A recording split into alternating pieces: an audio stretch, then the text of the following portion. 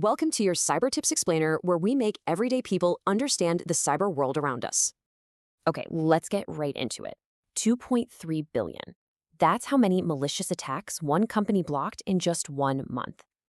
Yep, this was a full-on counterattack. Why?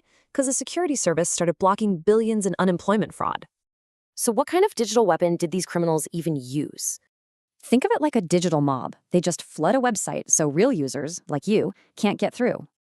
And these weren't small skirmishes. The security service, ID.me, was hit with 5 huge, sustained attacks. And the company's CEO was crystal clear about why. It was payback for blocking their fraud operations. And the motive? Oh, it was huge. Just look at California. They lost over $11 billion to this fraud alone. See, the criminals were exploiting really old systems, but new defenses, like video verification, totally block them.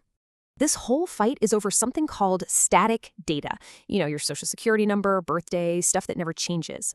And that's the scary part. Your personal identity is the prize in this massive global conflict.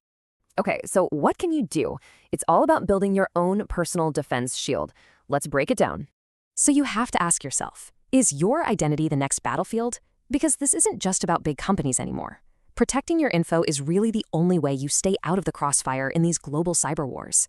Subscribe to this channel, like and share this video with someone you deeply care about to have a foolproof cyber defense.